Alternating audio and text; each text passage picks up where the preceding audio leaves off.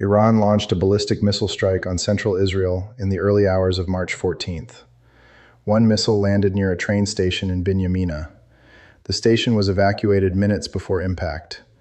No casualties were reported by Israeli officials, but the station remains closed. The surrounding streets are sealed, and satellite imagery over that section is now blurred on publicly accessible mapping platforms. Most people think this was another failed strike that changed nothing.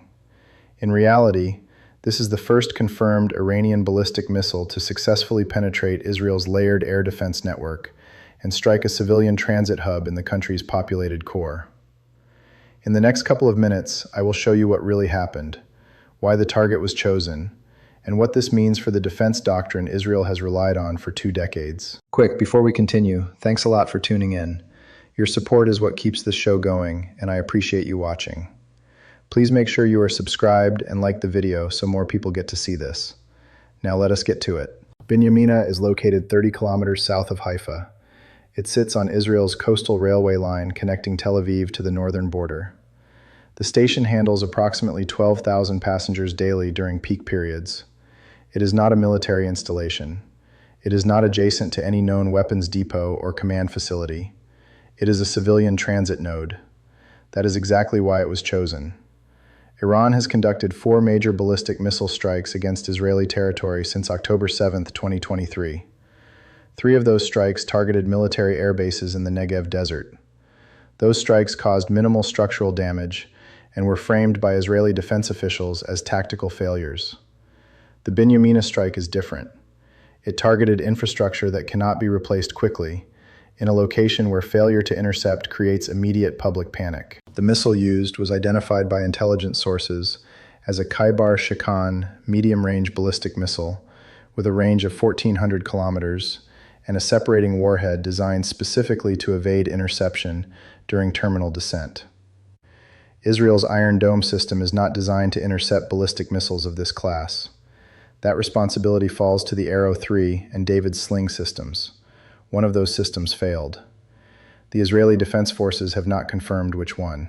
The strike occurred at 0247 local time.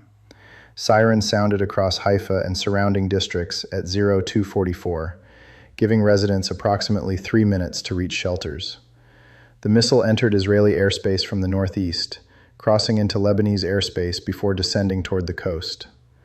This flight path allowed the missile to exploit a known gap in radar coverage between Israeli and international monitoring stations positioned over the Mediterranean. Flight tracking data from civilian aviation monitoring services showed multiple commercial flights diverted from Ben Gurion Airport between 0230 and 0315. Israel Railways issued a statement at 0500, confirming that all northbound services from Tel Aviv were suspended indefinitely. As of March 16th, services have not resumed. The Binyamina station platform sustained direct structural damage. Photographs circulated on Telegram channels before being removed show a collapsed section of the platform roof and debris scattered across the tracks. The Israeli government has not released official imagery. International media requests for access to the site have been denied. A security perimeter extending 200 meters in all directions remains in place. Residents within that perimeter were evacuated and have not been permitted to return. That is not standard procedure for a strike that caused no casualties. The Khaybar-Shikan missile carries a separating warhead that detaches from the main body during final descent. This technique complicates interception because defense systems must track and engage multiple objects simultaneously. The Arrow 3 system is designed to intercept ballistic missiles in the exo-atmospheric phase before re-entry. If the missile was not intercepted at that stage, responsibility shifts to David's Sling, which engages threats in the upper atmosphere. The fact that the missile reached its target suggests one of 2 possibilities. Either the Arrow 3 system failed to detect the missile during its exo-atmospheric trajectory, or David's Sling failed to engage the separating warhead during terminal descent. Israeli defense officials have refused to confirm which system was operational during the strike. That silence is significant. Israel's multi-layered air defense architecture is the cornerstone of its strategic deterrence doctrine. Any confirmed failure in that architecture undermines the credibility of that doctrine not just domestically, but across the entire region. You need to understand what that means for countries currently relying on Israeli defense technology. Saudi Arabia, the United Arab Emirates, and Jordan have all integrated Israeli-designed systems into their own air defense networks under normalization agreements brokered since 2020. If those systems cannot reliably intercept Iranian ballistic missiles, those agreements lose their primary security justification. This is not the first time Iran has successfully struck Israeli infrastructure with ballistic missiles. In April 2024, a Fateh 110 short-range missile struck an Israeli military outpost near the Golan Heights, killing 2 soldiers. That strike was acknowledged by Israeli officials as a tactical success, but was framed as an isolated incident that did not reflect systemic vulnerability. The Binyamina strike cannot be framed that way. The target was civilian, the location was central, and the missile type represents a significant escalation in capability. Iran has been developing separating warhead technology since 2018, with technical assistance from North Korean engineers who worked on the Hwasong-15 intercontinental ballistic missile program.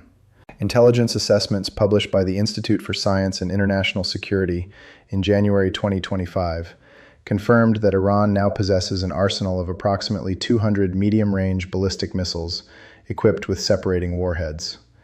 That number has likely increased since the assessment was published.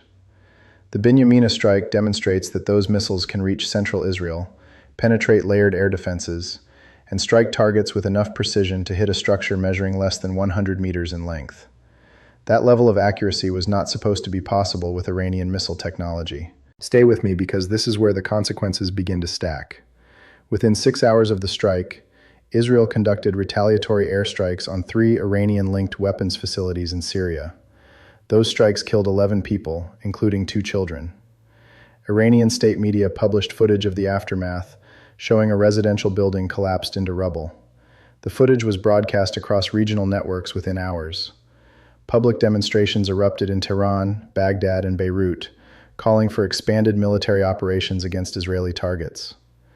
The Iranian Revolutionary Guard Corps issued a statement describing the Binyamina strike as a direct response to Israeli assassinations of Iranian nuclear scientists over the past 18 months. The statement included a specific warning. Any further Israeli strikes on Iranian soil or Iranian-linked targets in Syria would be met with attacks on Israeli population centers. Not military bases, population centers. That is not posturing, that is doctrine. Iran has now demonstrated the capability to make good on that threat, and Israel has no clear answer.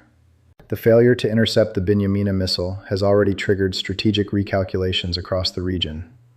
Within 48 hours of the strike, the United States deployed 2 additional Patriot missile batteries to Israel under emergency authorization. Those batteries are designed to supplement, not replace, Israeli air defense systems.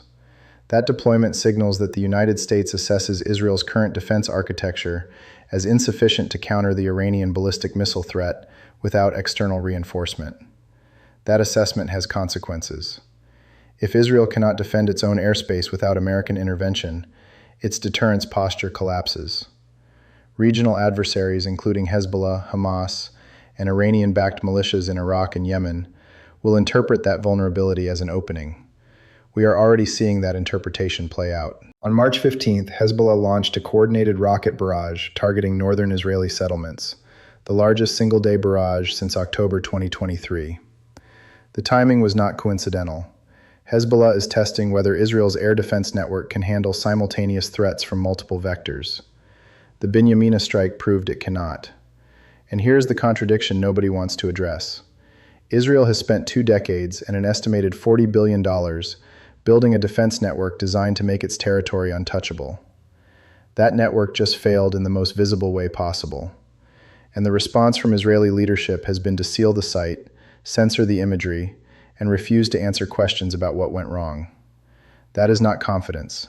That is damage control. Now, towards the end here, I want to show you what this means going forward.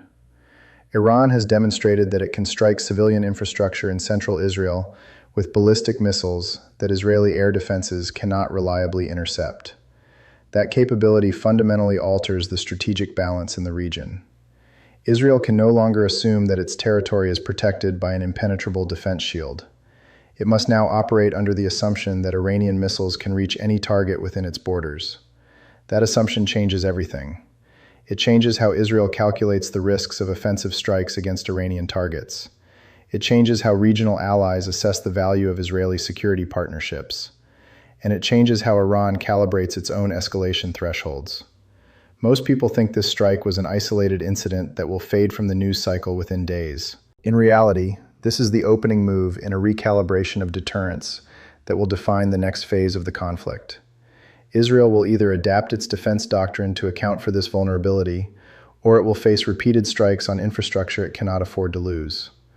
Iran will either be deterred by the threat of massive retaliation, or it will continue testing the limits of what it can hit without triggering a full-scale war. Neither side has an incentive to de-escalate. Both sides have just demonstrated new capabilities, and the international community has no mechanism to prevent the next strike. That is not a conflict with an exit strategy. That is a conflict running on momentum, and momentum does not negotiate. Thanks a lot for watching. I really appreciate your support. Join the discussion in the comments below. Let me know your thoughts. Do you think Israel's air defense network can be upgraded fast enough to counter the Iranian ballistic missile threat? Or is this vulnerability now permanent? Let me know. Please subscribe and like the video if you want to stay updated, and click the video on the screen to see another. I will see you soon.